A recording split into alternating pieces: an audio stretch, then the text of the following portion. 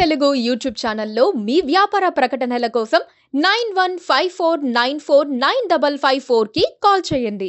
సోమిరెడ్డి చంద్రమోహన్ రెడ్డికి ఇప్పుడు టీడీపీ రాజకీయాల్లో దిక్కుతోచడం లేదని చెబుతున్నారు. మంత్రి పదవిని ఆశించి ఆయన భంగపడ్డారు. తన రాజకీయ జీవితం చరమాంకంలో మంత్రిగా రిటైర్ కావాలనుకుంటే చంద్రబాబు ఆ అవకాశం ఇవ్వలేదని సోమిరెడ్డి లోలోన మదన పడుతున్నారట. సమీప భవిష్యత్తులో ఏదో ఒక పదవి రాకపోతే తన చాప్టర్ క్లోజ్ అవుతుందని ఆయన టెన్షన్ పడుతున్నట్లు సమాచారం.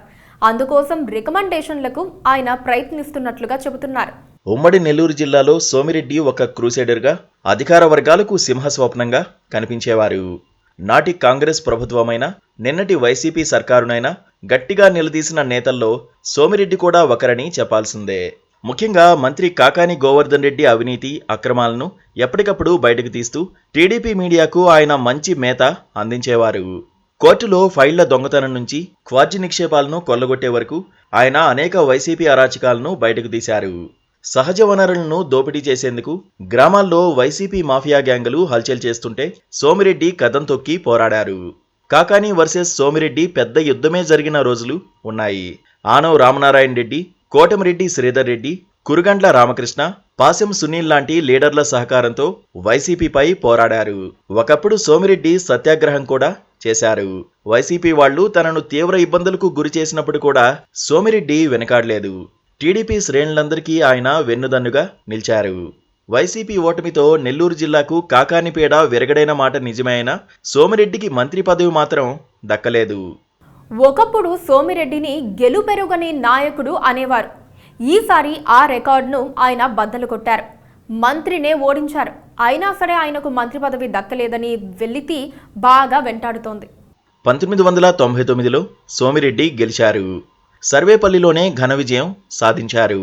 ఆ తర్వాత వరుసగా 4 సార్లు అక్కడే ఓడిపోయారు.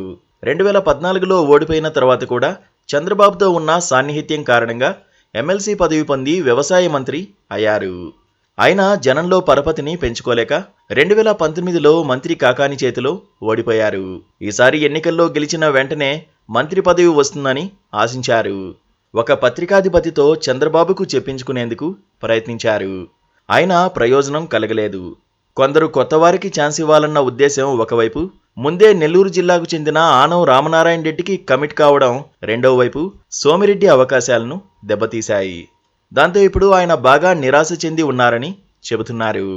అయినా సరే పట్టు వదలని విక్రమార్కుడిలా ఆయన ప్రయత్నాలు సాగిస్తున్నారు. ఏడాదిన్నర తర్వాత మంత్రివర్గ పునర్వ్యవస్థీకరణ జరిగి తనకు అవకాశం వస్తుందని సోమిరెడ్డి చెప్పుకుంటున్నారు. అది బయటకు చెప్పే మాట. లోపల మాత్రం సోమిరెడ్డి మరో ప్రయత్నం చేస్తున్నారు. ఏదైనా బలమైన నామినేటెడ్ పదవి కోసం ఆయన పావులు కదుపుతున్నట్లు చెబుతున్నారు. అసెంబ్లీ స్పీకర్ లేదా చీఫ్ విప్ పదవి కోసం సోమిరెడ్డి గాలం వేస్తున్నట్లుగా వార్తలు వస్తున్నాయి. సోమిరెడ్డి ఆశావాది, నిజమైన రాజకీయ నాయకుడు.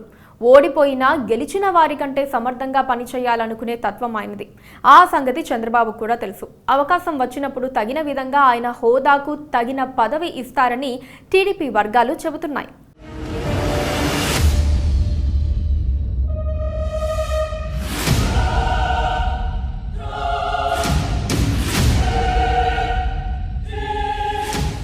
Please subscribe to KTV Telugu. KTV Telugu.